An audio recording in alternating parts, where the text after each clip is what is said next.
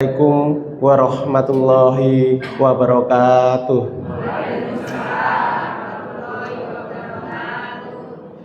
Innal hamdalillah nahmadu wa nasta'inu wa nastaghfiruh wa na'udzu billahi min syururi anfusina wa min sayyiati a'malina.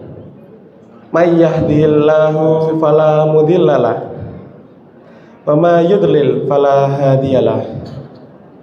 Wa asyhadu anna Muhammadan wa asyhadu an la ilaha illallah wa asyhadu anna Muhammadan abduhu wa rasuluh. Amma ba'd. Yang terhormat Ibu Dr. Gigi, Kepala Rumah Sakit PKU Muhammadiyah Surabaya. Yang terhormat Bapak Ketua Cabang Muhammadiyah Karangpilang beserta jajarannya. Yang terhormat Ibu Ketua Aisyah Cabang Karangpilang beserta jajarannya. Yang terhormat Bapak Ketua Ranting Gunung Sari, Ranting Muhammadiyah Gunung Sari beserta jajarannya. Ibu Ketua Ranting Aisyah Gunung Sari beserta jajarannya. Bapak Kepala Takmir Masjid Gunung Sari dan beserta panitia kajian yang saya hormati dan insya Allah dirahmati Allah, beserta seluruh jamaah yang sampun hadir dalam kegiatan yang insya Allah dirahmati Allah pada pagi hari ini. Bapak Ibu jamaah, marilah kita panjatkan puji syukur atas kehadirat Allah Subhanahu wa Ta'ala yang telah melimpahkan dua hal yang seringkali dilupakan oleh kita semua. Yang pertama, nikmat berupa kesehatan, Bapak Ibu. Jadi seringkali saya itu mendapatkan kalau di rumah sakit itu ada pasien, Bapak Ibu, terpasang infus, beliaunya tiba-tiba ke kamar mandi, basah semua. Loh Pak, mau apa? Saya mau ke masjid dokter. Sampai seperti itu, terpasang infus itu. Nah, kalau posisinya di rumah sakit saya kerja itu kan di PKU SKP itu kan depannya itu sudah ada masjid. Jadi terpasang infus itu pasien wudhu mau ke masjid, bayangkan. Nah, itu salah satu nikmat kesehatan yang diambil oleh Allah Subhanahu wa Ta'ala. Oleh karena itu kita di sini diberikan kesehatan yang luar biasa, harus seringkali bersyukur dan selalu. Kemudian yang kedua, nikmat berupa waktu luang. Banyak dari saudara-saudara kita yang badannya sehat tapi tidak memiliki waktu untuk beribadah kepada Allah Subhanahu wa Ta'ala.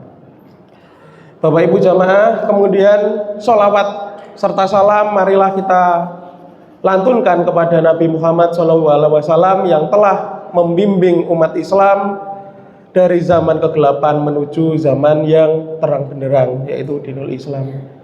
Saya di sini mendapatkan amanah dari pengurus panitia untuk mengisi kegiatan pada pagi hari ini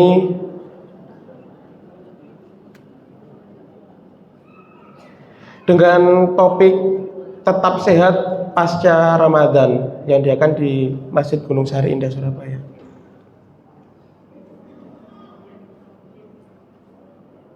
Mohon maaf slide-nya hilang.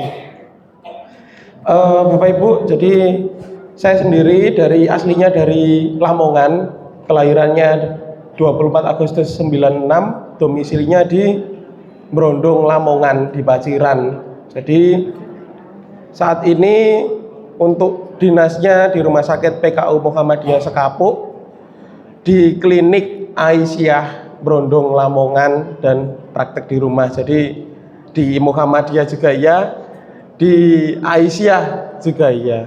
Nah, saya sendiri alumni dari Fakultas Kedokteran Universitas Muhammadiyah Surabaya,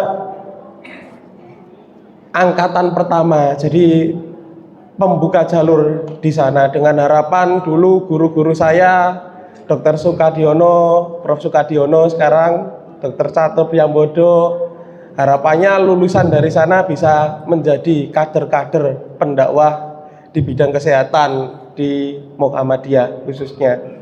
Baik, langsung saja. Nah, jadi Bapak Ibu, temanya sehat setelah Ramadan, menjaga kesehatan setelah Ramadan. Kira-kira kalau saya bilangnya bulan Ramadan, ibadah apa yang paling langsung terbranding? Puasa. Selain puasa, apalagi Bapak Ibu? Traweh dan tadarus. Ya. Nah, tentunya Ramadan ini sudah lewat, tapi hikmah dari puasa atau ibadah Ramadan ini jangan sampai terlewat juga dalam kehidupan kita semua. Nah, ini kemarin terkait dengan ibadah puasa dijelaskan dalam surat Al-Baqarah ayat 183. A'udzubillahi minasyaitonirrajim. Bismillahirrahmanirrahim. Ya ayyuhalladzina amanu kutiba alaikumussyam kama kutiba alal ladzina min qablikum la'allakum tattaqun. Ini ayat tentang puasa. Tentunya sebelum-sebelumnya sudah sering disampaikan bahwasanya orang-orang yang beriman itu diwajibkan untuk menjalankan puasa sebagaimana orang-orang sebelum kamu agar kamu bertakwa. Ini perintah tentang berpuasa. Nanti kita jelaskan apa hikmahnya yang bisa diberikan dari ibadah pada bulan Ramadan tersebut dan apa yang harus diteruskan pasca bulan Ramadan ini. Nah, dilanjut di surat Al-Baqarah ayat 184, ayyama ma'dudat faman kana minkum marido au ala tafsirin idatun min ayyami akhor wa ala ladina yutiku nahu fitya ta'am miskin. Barangkali yaitu pada beberapa hari tertentu, maka barang siapa di antara kamu sakit atau dalam perjalanan, maka wajib mengganti sebanyak hari yang dia tidak berpuasa. Bahkan pada ayat ini sebagiannya dijelaskan bahwasanya ketika kita tidak bisa berpuasa maka wajib diganti. Nah, apa saja sih hikmah-hikmah puasa ini selama bulan Ramadan yang sekiranya bisa kita teruskan pada hari-hari seperti ini? Yang pertama, puasa ini meningkatkan ketakwaan, melatih diri untuk disiplin waktu. Ini harus dilanjutkan. Melatih kesabaran. Nanti akan dijelaskan bagaimana mekanisme dalam tubuh sabar, mulai dari pikiran, dari jantung, dari ginjal, nanti seperti apa nanti kita bahas. Mengekang syahwat, melemahkan godaan setan, menyehatkan hati dan badan, mengajarkan hidup hemat dan sederhana, mendorong rasa syukur, mengajarkan kepedulian terhadap yang lemah dan menyadarkan keseimbangan hidup. Nah, ini perintah tadi agar kamu bertakwa. Ini disebutkan. Jadi puasa itu melatih manusia untuk bertakwa. Nah, kemudian yang kedua, sabar. Di sini juga dijelaskan dalam hadis riwayat Bukhari dan hadis riwayat Muslim, apabila seorang dari kalian berpuasa, maka tidak boleh berkata kotor dan jangan pula bertindak bodoh. Jika ada yang menyakiti atau mengganggu, maka ucapkanlah sesungguhnya aku sedang berpuasa. Jadi yang awalnya, misalnya ibu-ibu ini marah, sama bapak atau suaminya, oh bapak ini kok gini-gini. Nah, berhubung berpuasa, akhirnya jadinya langsung sabar. Oh, saya ternyata sedang berpuasa. Hal ini menjadi kebiasaan yang harus diteruskan oleh dari berpuasa itu tadi. Nah, oleh karena itu, semakin kita menjalankan puasa, kita akan semakin ingat saya sedang berpuasa. Ya. Kemudian yang selanjutnya, mengekang syahwat dan melemahkan godaan setan. Hadis riwayat Bukhari Muslim, wahai pemuda, barang siapa di antara kalian yang memiliki kemampuan, hendaklah menikah. Karena itu akan menundukkan pandangan dan lebih menjaga kemaluan. Dan barang siapa yang belum mampu, maka berpuasalah, karena puasa itu tameng baginya. Dari sini puasa itu menahan nafsu, menahan hawa nafsu, godaan dan sebagainya. Nah, oleh karena itu mampu untuk mengekang syahwat, dan ini akan menjadi kebiasaan. Nah, ini menyehatkan hati dan badan. Hadis riwayat Bukhari Muslim juga menyebutkan, ingatlah di dalam jasad itu ada segumpal daging. Jika ia baik, maka baik pula seluruh jasad. Jika ia rusak, maka rusak pula seluruh jasad. Ketahuilah bahwa ia adalah hati. Jadi Bapak Ibu, hadis riwayat ini kalau kita analogikan ke medis, ya, hati itu ada yang mendefinisikan sebagai hati, liver kalau orang awamnya nyebutnya liver. Yang kedua, ada juga yang mendefinisikan sebagai jantung. Yang ketiga, ada juga yang mendefinisikan hati itu sikap, perilaku, akhlak yang berasal dari otak. Nah, ternyata tiga organ ini memiliki peran penting dalam kesehatan seseorang. Contoh Bapak Ibu, penyakit darah tinggi. Semua pasti di sini sampun semrap nggih penyakit darah tinggi. Penyakit darah tinggi berawal dari tensi saja yang tinggi, ternyata komplikasinya sangat banyak sekali. Tekanan yang tinggi akhirnya detak jantungnya akan cepat. Akhirnya jantung itu ototnya menebal. Pada orang darah tinggi yang tidak minum obat sampai berpuluh tahun, jantungnya itu akan bengkak dan berakhir pada dekom, atau jantungnya tidak kuat lagi mompa, tekor, jantungnya tekor. Kemudian kolesterol itu dari makanan dan sebagainya itu nanti masuk nyumbat ke jantung, jadi penyakit jantung koroner. Kemudian ada banyak penyakit lainnya yang bisa menyerang ini. Oleh karena itu, ketika kesehatan jantungnya itu kurang bagus, maka akan menyebabkan penyakit-penyakit lainnya seperti gagal ginjal, seperti stroke dan sebagainya. Nah, itu kalau jantung.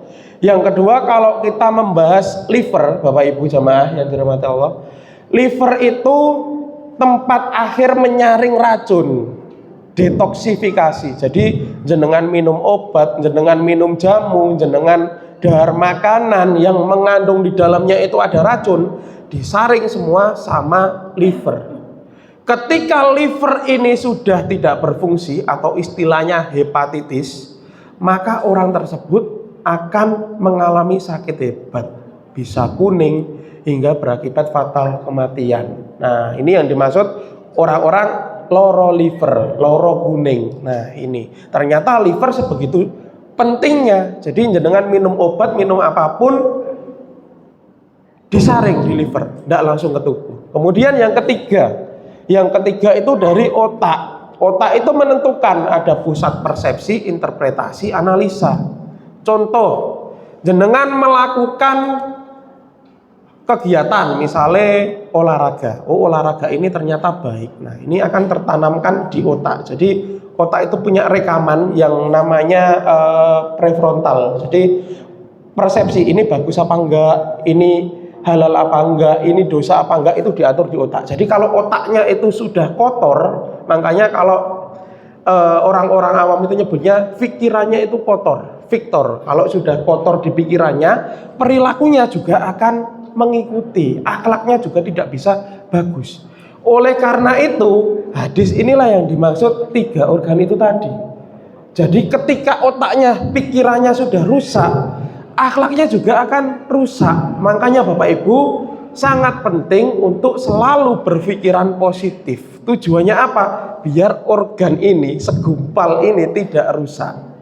Yang kedua, organ hati dan organ jantung itu tadi, kita harus menjaganya. Itu terkait dengan puasa, salah satu ibadah Ramadan yang nanti akan kita lanjutkan dalam kehidupan sehari-hari.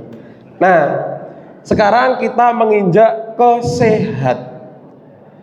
Kalau saya bilangnya begini Bapak Ibu, sehat mungkin menurut orang awam sekedar bisa jalan, kemudian bisa makan minum normal, bisa bernafas, tidak sesek dan lain-lain, itu sehat. Tapi coba saya analogikan, mohon maaf, orang dengan gangguan jiwa itu masuk sehat nopo mboten?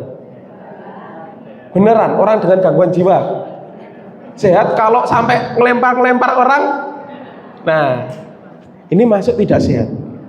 Kemudian misalkan ini ibu-ibu ini ada yang ndak akur sama tetangganya, misalkan kalau bapak-bapak kan jarang ya kontak dengan tetangga, ibu-ibu ini saya analogikan dengan tetangga rumahnya ndak akur sampai diem-dieman 1 minggu, wonten apa mboten?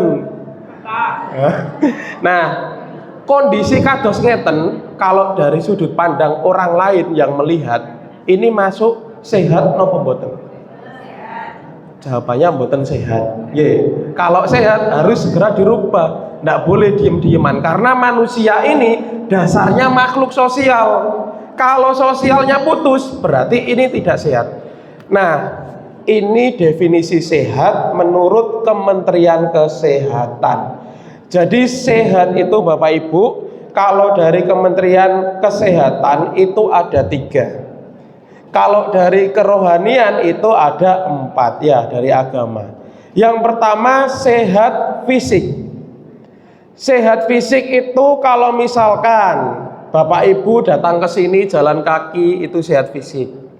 Bapak Ibu ke sini tadi sarapan perutnya nggak sakit, nggak diare, nggak muntah, itu namanya sehat fisik, secara fisik. Kalau nggak sehat secara fisik, contoh harus cuci darah, harus pakai oksigen, itu nggak sehat secara fisik. Kemudian yang kedua, sehat secara jiwa. Jadi jiwanya harus tenang, jiwanya harus bahagia. Apakah orang yang jiwanya tidak bahagia itu tidak sehat, Pak Dokter? Mboten. Ini tidak sehat. Jadi banyak pasien-pasien, jadi kalau di psikiatri, bidang psikiatri kedokteran jiwa itu Bapak Ibu, orang yang pasien periksa di poli jiwa, dokter jiwa itu bukan yang orang dengan gangguan jiwa saja. Orang yang gangguan cemas itu juga bisa. Orang dengan depresi yang murung terus itu juga bisa. Orang yang suka punya kebiasaan tidak baik itu juga bisa. Jadi contoh kebiasaan tidak baik apa? Ada penyakit itu yang suka nyabuti rambut kepala. Jadi saking cemasnya rambut kepalanya itu dicabuti, dimakan. Ada. Kalau menurut orang normal ini aneh, tapi ada penyakit seperti ini tuh ada. Makanya didefinisikan harus sehat secara jiwa, harus bahagia, harus senang, kemudian menyesuaikan diri dengan kehidupan sehari-hari.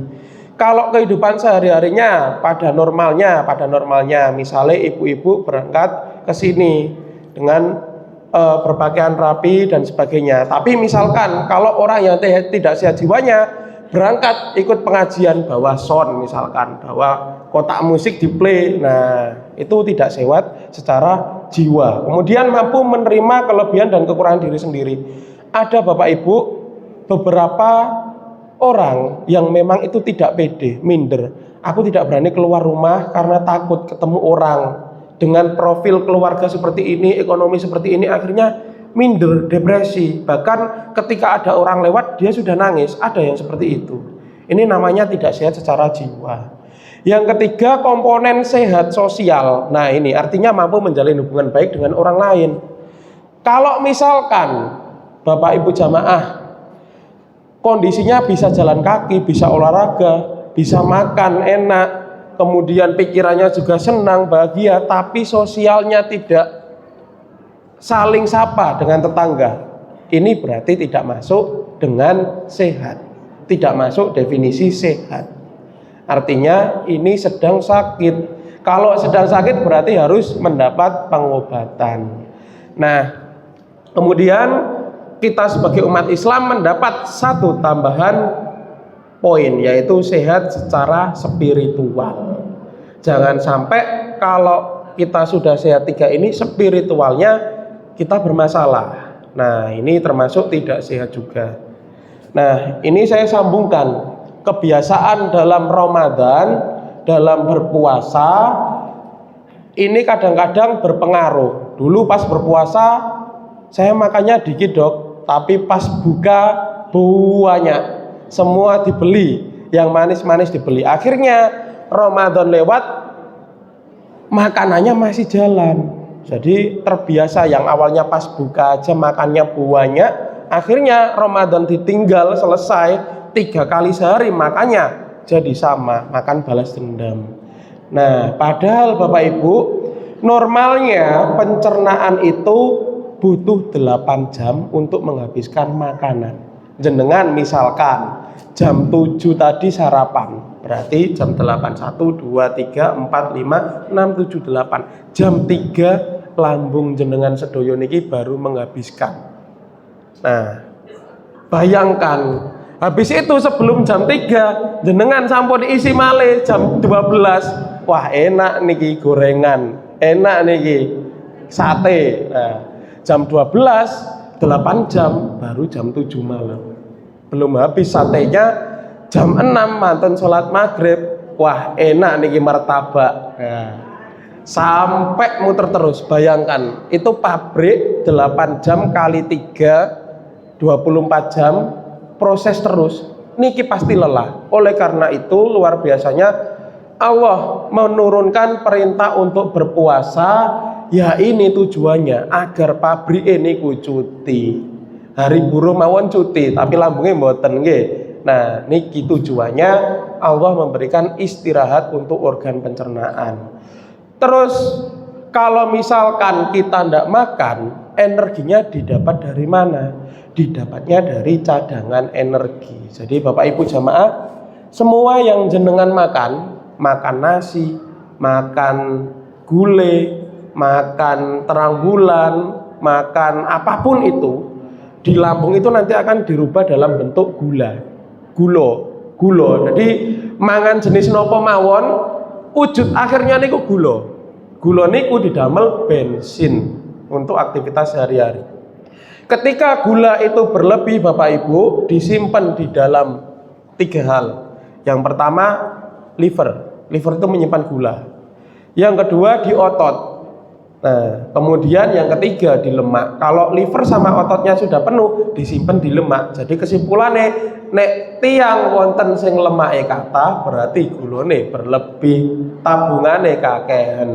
Nah, jadinya tabungannya harus dipakai. Kalau nabung emas, nabung uang, nabung amal saged bermanfaat. Kalau nabung lemak, yang didapat penyakit. Nah, seperti itu. Jadi ketika jenengan ini berpuasa, gula tadi sing disimpan di banknya tadi diambil. Depositonya tadi diambil, dipakai keperluan harian. Akhirnya lemaknya turun. Oleh karena itu pada bulan puasa cenderung bobotnya turun. Tapi kenyataannya kalau balas dendam cenderung malah naik. Nah, ini yang harus dirubah. Yang harusnya ini tuh waktunya untuk mengambil simpanan, memanen. Nah, justru kita tambahkan. Ini hal yang tidak bagus. Bahkan tidak pada bulan puasa saja Bapak Ibu. Harusnya pada sehari-hari ini kita jangan sampai menimbun simpanan kelebihan itu tadi. Jadi secukupnya. Nah, kalau ada yang bertanya, Pak Dokter, ini kalau makan porsinya itu seberapa? Kok saya segini katanya sedikit, saya segini katanya terlalu banyak. Nah, jadi disebutkan memang tidak ada yang lebih buruk dari sebuah bejana Bapak Ibu, kecuali perut dari manusia itu. Jadi tempat yang paling jelek itu perutnya manusia, itu disebutkan. Kemudian kalau kita mengkonsumsi makanan itu tidak boleh sampai kenyang. Porsinya seberapa? Jadi 1/3 untuk makan, 1/3 untuk minum, 1/3 untuk nafas. Kalau makannya sampai tidak bisa nafas, sampai tidak bisa sendawa, berarti ini kita sudah melebihi porsi. Dan mriki mboten wonten nggih sing sampai mboten sampai sendawa susah gitu. Nah, niki berarti kalau sendawanya susah, ambekane sampai begah, sampai ndak bisa duduk, berarti ini porsi makannya salah. Ini harus dirubah. Nggih. Nah, itu yang pertama. Jadi mengistirahatkan dari lambung. Terus Bapak Ibu, lambung ini di sini fungsinya kan mencerna makanan. fungsinya untuk makan makanan yang normal-normal saja. Jadi rasa itu banyak, ada asin, manis, kecut, pahit, lodok, pedes kok mboten disebut. Pedes itu bukan rasa. Pedes itu sensasi terbakar. Jadi awak ini ku kobong. Kayak jenengan misalnya goreng ulam kepletian minyak panas kan. Nah, itulah yang terjadi pada proses pedas. Dia itu luka bakar yang diakibatkan karena kandungan cabai itu. Jadi apakah berbahaya? Berbahaya kalau berlebihan, karena itu menyebabkan luka bakar yang kalah di lambungnya. Nah, oleh karena itu ketika umat Islam menjalankan puasa, tentunya yang dikonsumsi harus halalan thayyiban, yaitu halal sekaligus baik, bagus. Apakah yang halal sudah pasti baik?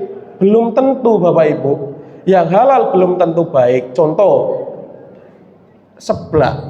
Nah, pasti di sini ada yang tahu seblak niki, tentunya ibu-ibu ya, biasanya yang suka seblak. Seblak niku halal apa mboten ibu-ibu? Halal. Kalau misalkan ibu-ibu yang makan ini punya riwayat sakit mah, sakit lambung, disukani seblak, kira-kira madarane pripun? Perih mboten? Panas, nggih, wonten sing panas, wonten sing diare. Nah, nek ngeten iki berarti kan jatuhnya menyakiti atau tidak baik. Berarti ini halal tetapi tidak thayyiban. Ini yang ibu-ibu. Sekarang kita geser ke bapak-bapak. Bapak-bapak ini biasanya ngopi, nggih. Nah, kopi itu biasanya pagi wis minum kopi. Bagi orang-orang yang ndak tawar kopi atau minum kopi punya lambungnya itu langsung kambuh, ini tentunya minum kopi habis itu perutnya sakit kadang-kadang. Nah, ini akhirnya barang yang berupa kopi halal itu tadi menjadi sesuatu yang tidak thayyiban. Nah, oleh karena itu disarankan untuk mengkonsumsi yang halalan thayyiban. Ini penting, jadi ini harus dilanjutkan. Meskipun saat ini kita sedang tidak berpuasa Ramadan, tapi kita juga harus tetap menjaga perut. Oh wis gak poso kok, gak popo ngopi, gak popo mangan seblak. Nah, ini juga harus dipertimbangkan, harus dilanjutkan. Inilah pentingnya menjaga kesehatan pasca Ramadan. Ini poin pertama dari lambung. Ini yang kedua dari pembuluh darah dan jantung, Bapak Ibu. Nah, gambar ini ada gambar jantung di sebelah kanan. Itu yang kuning-kuning itu lemak gajah. Jadi kalau jenengan senenge dahar gorengan, dahar santen-santenan, kare, gule, mangut, nah, itu akan ya boleh asalkan tidak terlalu sering dan tidak menumpuk. Kalau dia menumpuk jadi gula tadi dan diubah jadi lemak, kolesterol, akhirnya jantungnya berlemak. Kalau jantungnya berlemak akan mengakibatkan kerjanya tambah berat kayak ditindih. Terus ini di pembuluh darah kuning ini ibaratnya lemak juga. Jadi Bapak Ibu, pembuluh darah itu bentuknya mirip selang. Ketika kadar kolesterol, kadar gula dalam darah itu tinggi, itu akan numpuk jadi lumut. Kalau selang itu lumut yang dibiarkan terus menerus akan menyumbat selang itu tadi. Makanya akan berakibat sumbatan pembuluh darah terutama di jantung. Kalau di jantung akan jadi penyakit jantung koroner. Itu sebabnya. Kalau ke otak akan terjadi stroke. Nah, itu tadi yang saya bilang, jantung itu segumpal daging yang berpengaruh pada seluruh tubuh manusia. Ya ini tadi, bayangkan gara-gara mangan gajah kambing, makan gorengan, akhirnya jadi jantung koroner, jadi stroke. Ya ini tadi. Oleh karena itu pola makan kita harus dijaga. Walaupun kita tidak masuk di bulan Ramadan, kesehatan ini harus dijaga. Terus bagaimana untuk mengurangi hal-hal seperti ini? Dengan cara aktivitas. Salah satunya olahraga. Nanti akan dibahas. Olahraga yang paling bagus itu kapan Pak Dokter? Nanti akan kita bahas bersama-sama. Nah, selain itu orang-orang yang berpuasa, ini bukan cuma puasa Ramadan mawon, puasa sunnah ini juga berpengaruh. Jadi ada yang namanya apoptosis sel. Sel itu ketika manusia berpuasa, Sel-sel niku kan ada usianya Bapak Ibu, ada usianya. Sel yang tua akan dimatikan sel kanalnya, dinyalakan, di-off-kan, digantikan sel yang baru, yang lebih sehat. Ketika orang-orang yang terlalu stres, terlalu banyak pekerjaan, yang istirahatnya kurang, yang jarang berpuasa, apoptosis ini terjadi dalam jumlah sedikit. Artinya sel-sel tuanya itu numpuk di badan. Sel-sel mudanya yang terbentuk itu juga lebih sedikit. Nah, inilah yang menyebabkan beberapa penyakit itu akhirnya datang.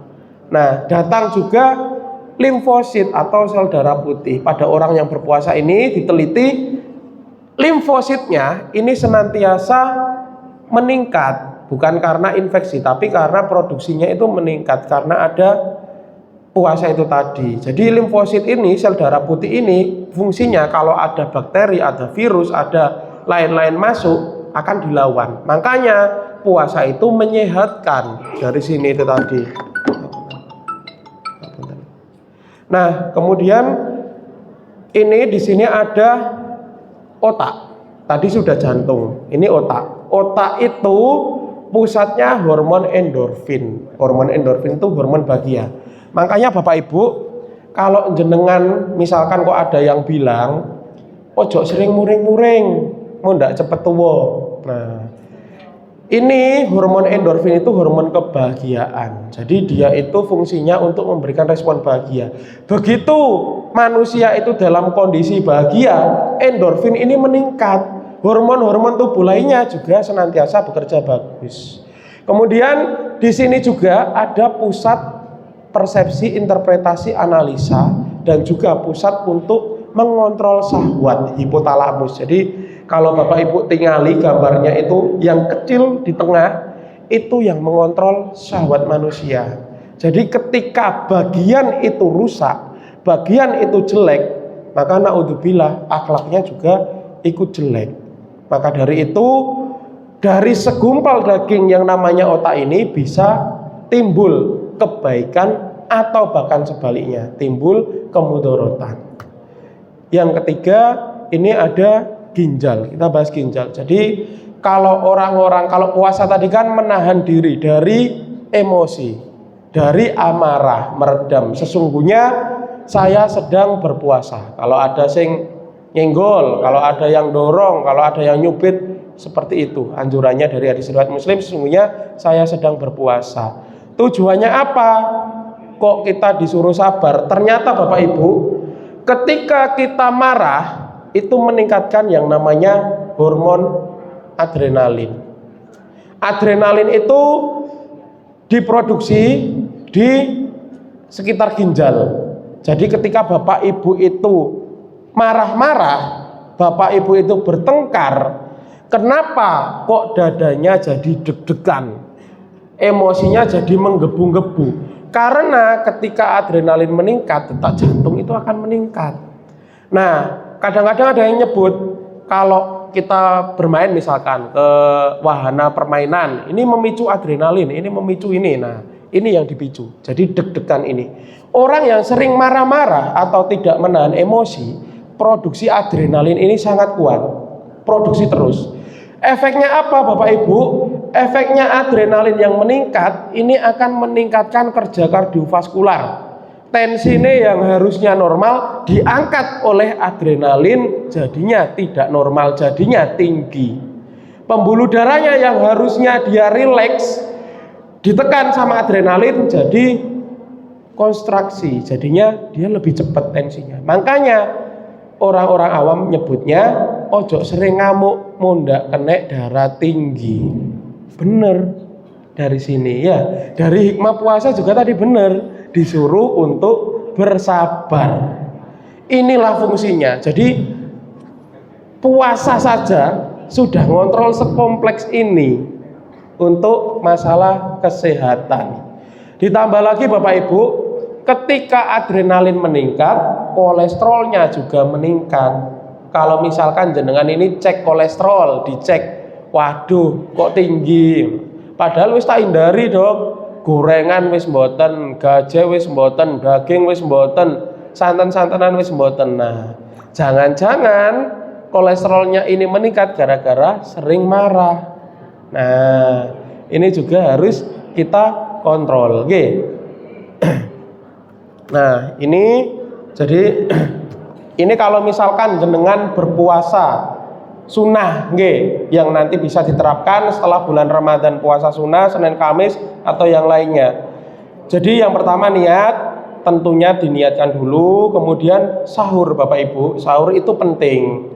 Kenapa kok sahur itu penting? Ketika dalam kondisi perut kosong, produksi asam lambung itu akan meningkat. Ketika asam lambung meningkat akan menyebabkan iritasi di dinding lambung sehingga sakit mah kayak gitu. Nah, ketika jenengan ini sahur, otomatis isi lambung itu akan ada makanannya sehingga produksi asam lambungnya tidak terlalu tinggi dan tidak menyakiti dari lambung. Yang kedua, menyegerakan berbuka puasa. Jadi kalau berbuka puasa itu yang paling bagus kalau dari segi medis itu dimulai dari yang manis. Tapi manisnya dimulai dari gula-gula yang sederhana. Gula sederhana contohnya apa? Kurma. Ternyata ada hikmahnya. Makan kurma sebelum buka yang lainnya. Kenapa kurma itu sangat penting? Jadi kalau dari penelitian Bapak Ibu, gulanya di kurma itu dia rantainya lebih panjang daripada gulanya yang ada pada nasi atau makanan lainnya misalkan, atau gula di gula pasir. Nah, itu lebih panjang. Jadi kalau gula lebih panjang itu pemecahannya singkat. Jadi menggongono nek misalkan jenengan macul tanah, itu tanahnya lebih gembuk tapi susah habis. Jadi gampang tubuh itu ketika aku butuh energi, dia dipecah, gampang mecahnya, tapi dia habisnya susah, tahan lama. Itu gula yang di kurma. Maka dari itu sangat dianjurkan untuk berbuka dulu, kemudian dijaraki beberapa waktu, setengah jam, 20 menit, nanti baru makan makanan yang besar. Itu kalau berpuasa. Nah, kemudian berdoa ketika berbuka. Ini ketika berpuasa ya. Kemudian meninggalkan kalimat kotor. Nah, ini hadis riwayat Abu Daud tadi. Rasulullah biasanya berbuka dengan kurma basah sebelum menunaikan sholat. Jika tidak ada rutop, maka beliau berbuka dengan kurma kering. Jika tidak ada demikian, maka berbuka dengan seteguk air. Nah, kalau misalkan di Indonesia ini biasanya kadang-kadang tidak kurma dulu.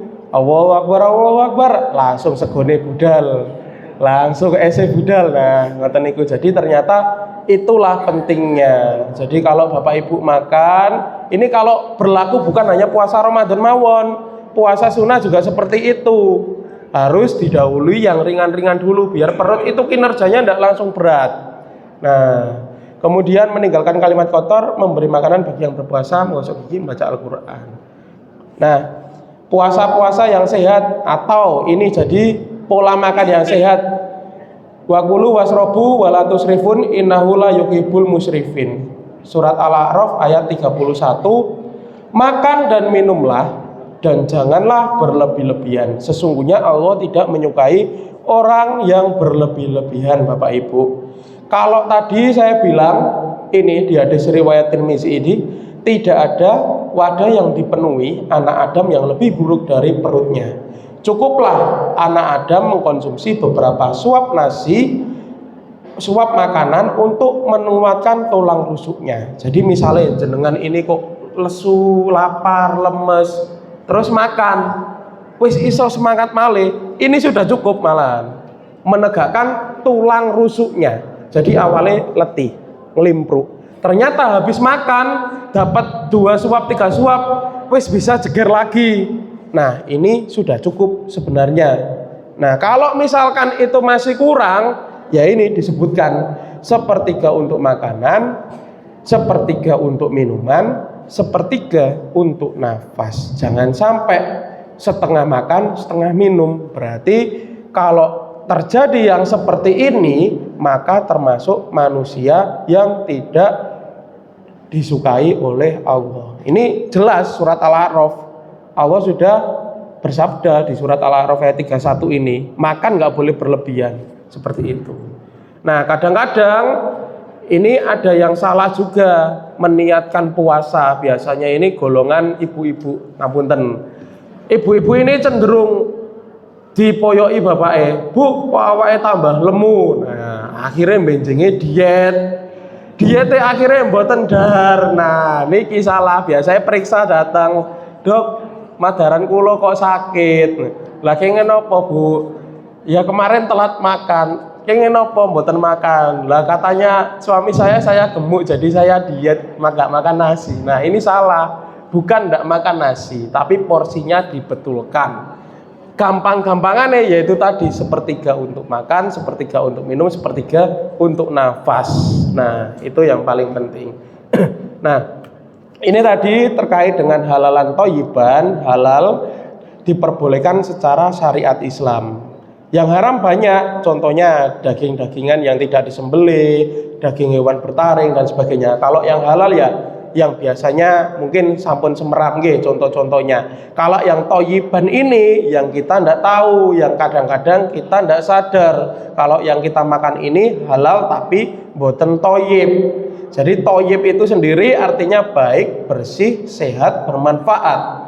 Kalau makanan-makanannya yang tidak bermanfaat berarti boten masuk thayyiban. Kalau makan makanannya ndak bersih, misalkan kok ini makanannya enak tapi kok kurang bersih, misalkan contoh ini makan makanan sing kayak yang kurang bersih lah tempat-tempatnya gitu. Nah, akhirnya ndak thayyib lagi. Jadi sangat penting. Terus selain menjaga makanan, kita juga tidak kalah penting menjaga aktivitas. Ini ada yang dinamakan irama sirkadian. Irama sirkadian niku irama yang mengatur kapan manusia bangun, kapan manusia tidur. Kenging nopo kok malam hari manusia kok ngantuk? Yang di Indonesia misalkan, contohnya di Indonesia jam 9 kok wis kudu turu. Nah, tiba-tiba telepon saudara yang di Saudi misalkan, jamnya beda. Kok sana kok masih belum ngantuk ya, padahal kan sama-sama lahir dari Indonesia. Nah, ternyata irama sirkadian ini dipengaruhi oleh keberadaan sinar matahari. Sinar matahari atau kadang-kadang sinar lampu. Ketika Bapak Ibu pada siang hari Allah menciptakan siang, matahari itu dinyalakan seterang mungkin dengan tujuan apa? Selain memberikan penerangan. Ini tujuannya. Jadi ketika pada siang hari ini kita lihat ya, mulai kita anggap jam ini 4.30 ini. 4.30 ini jam 4, jam 3 kita bangun, ini suhu tubuh terendah, kemudian 6.45 ini tekanan darah meningkat tajam. Jadi jam segini ini tubuh sudah siap untuk aktivitas. Ini sudah disetting. Jam 7 ini tubuh sudah siap bekerja. Makanya kerjanya pagi, tubuhnya sudah menyesuaikan. Kenapa kok ngantuknya enggak pagi? Karena pagi ini matahari dia merangsang yang namanya hormon di dalam tubuh, melatonin itu. Jadi melatonin itu hormon tidur. Ketika sinar matahari datang, melatonin itu di stop. Akhirnya tubuh jadi standby, jadi on. Nah, kemudian waspadaannya tinggi mulai jam 10. Jadi semangatnya manusia beraktivitas itu mulai jam 10. Itu paling semangat. On fire-nya itu jam-jam segitu. Kemudian kondisi tubuh terbaiknya masuk 14.30, setengah 3. Itu kondisi tubuh paling fit. Kemudian habis itu recovery, dan ternyata pukul 5, pukul 4, pukul 5 sore itu merupakan waktu terbaik untuk kinerja jantung dan otot. Jadi Bapak Ibu, sore itu sebenarnya waktu terbaik untuk melakukan olahraga. Jadi bukan pagi. Nah, makanya biasanya kan olahraga pagi biar tambah sehat. Ternyata dari medis sore yang paling bagus itu. Sore itu karena tekanan darah, tekanan jantungnya itu paling optimal kerjanya di situ. Nah, ketika sudah selesai fase itu, masuklah fase ke jam 7 ini, suhu tubuhnya meningkat. Kemudian jam 9 ini mulai mengeluarkan hormon melatonin. Hormon melatonin ini matahari mulai redup, sudah redup. Hormon di kepala ini sudah mulai turun, sudah mulai meningkat. jadi digantikan hormon melatonin sehingga tubuh itu jadi ngantuk. Oleh karena itu kita ngantuk, kita tidur itu karena stimulus dari hormon melatonin itu tadi, akibat mataharinya sudah tidak ada. Nah, makanya kok biasanya jenengan kalau di rumah kalau lagi ngantuk, coba lampunya dinyalakan biar tambah melek. Ternyata itu ada manfaatnya, ngurangi ngantuk dari situ. Respon cahaya itu menekan respon dari melatonin sehingga akan cenderung tidur kalau melatoninnya banyak. Kalau melatoninnya rendah jadi ngantuk. Nah, ini sudah dijelaskan Bapak Ibu. Surat Al-Ghafir, Allah lah yang menjadikan malam untuk kamu supaya kamu beristirahat padanya. Loh, ini dibilang malam itu ndak ada matahari. Begitu ndak ada matahari, produksi melatonin tadi diturunkan, akhirnya tidak ngantuk dan menjadikan siang terang benderang. Nah, siang disampaikan terang benderang cahayanya matahari itu tadi untuk menekan melatonin. Sesungguhnya Allah mempunyai karunia yang dilimpahkan atas manusia, akan tetapi kebanyakan manusia tidak bersyukur. Loh, ini dari satu ayat bisa menjelaskan siklus 24 jam manusia. Bayangkan, pasti jenengan semua ndak kepikiran, halah aku paling bengi iki ngantuk, wis wayahe soalnya isuk mau wis turu. Bukan, ternyata lebih dari itu. Ada hormon melatonin yang diciptakan oleh Allah untuk beristirahat. Kalau memang siklus tidur itu karena kecapean, pasti satu dunia, jenengan di Indonesia sama orang Jepang, sama orang Australia, sama orang Arab, pasti tidur bareng semua, jadi serempak. Nah, karena berhubung ada siang malam ini, diaturlah oleh Allah. Begitu pula terkait dengan jam-jam sholat. Jadi senantiasa jadwal sholat di muka bumi itu bergantian. Nah, itulah matahari. Bayangkan Bapak Ibu, ketika matahari yang dikaruniakan oleh Allah ini berhenti berputar, apa yang terjadi? Yang malam akan selamanya malam, akan selamanya tidur. Yang pagi siang akan selamanya bangun, tidak bisa tidur. Inilah nikmat yang harus kita syukuri. Nah, surat An-Naba ayat 9, dan kami jadikan tidurmu untuk istirahat, dan kami jadikan malam sebagai pakaian, dan kami jadikan siang untuk mencari kehidupan. Ini disebutkan tidur untuk istirahat, berarti malam itu sebagai pakaiannya, istirahat tidur. Lantas kalau misalkan gimana dok kalau malam-malam begadang? Nah, ini disampaikan kalau misalkan begadang malam hari itu kalau tidak ada kepentingan maka sebaiknya tidak dilakukan. Karena siklusnya Allah sudah memberikan melatonin tadi untuk tidur. Kalau jenengan tetap melek, melatoninnya bekerja, itu akan terjadi perubahan siklus irama tubuh. Salah satunya yang menyebabkan insomnia, tidak bisa tidur salah satunya. Nah, ini yang berbahaya. Padahal kodrat kita sudah diberikan seperti ini. Lantas kenapa kok kadang-kadang ada yang begadang malam hari, ngopi misalkan, atau lainnya sampai jam 12, sampai jam 1 untuk nonton film atau lainnya. Nah, ini tentunya menyalahi kodrat dari irama sirkadian. Kemudian siang untuk mencari penghidupan. Ini sudah jelas diberikan, disampaikan bahwasanya siang itu untuk bekerja. Nah, ini sering menjadi pertanyaan di kalangan medis, dokter juga ini, perawat juga tanya, lah dok, lah terus nek rumah sakit ini kan tidak tutup dok, nek malam. Nah, nek malam ini tidak kerja ya, gimana kerjanya malam? Ini kan mengganggu irama tidur. Nah, kalau ada seperti ini, memang ini karena ada keperluan. Hanya saja Bapak Ibu, kalau untuk aktivitas yang dilakukan dalam jangka panjang tentunya ada konsekuensinya. Oleh karena itu kadang-kadang kalau di tempat kerja, entah itu di industri yang 24 jam atau di dunia kesehatan, itu tidak disarankan untuk kerja malam terus. Harusnya shift yang sehat itu. Kadang-kadang ada orang itu yang gini, saya tak jaga malam terus saja, pagi siang buat sampean gitu. Karena mungkin ya terkait fee-nya lebih banyak, ada lemburnya. Tapi ada yang dikorbankan ini, mengorbankan kesehatan irama sirkadian tadi, dan tentunya bertentangan sama sirat al-ghafir ini. Nah, jadi sebisa mungkin kita bekerja itu yang pagi dan siang, itu yang paling bagus, karena malam itu jadwalnya untuk istirahat. Bukan berarti dilarang untuk kerja malam, enggak, tapi harus diatur sedemikian rupa sehingga kesehatan tetap terjaga. Ya, karena irama sirkadian tadi akan berpengaruh ke siklus metabolik tubuh. Jadi tubuh itu istirahatnya tidur 1 hari itu 8 jam. Jadi kalau tidurnya kurang dari itu, metaboliknya tubuh akan bermasalah tadi, tidak beres, akhirnya menyebabkan penyakit jantung koroner dan sebagainya, itu akan berpengaruh. Nah, karena malam melek, akhirnya kopi, akhirnya nyemil, akan terjadi kelebihan cemilan-cemilan itu tadi, menimbulkan lemak dan sebagainya itu tadi.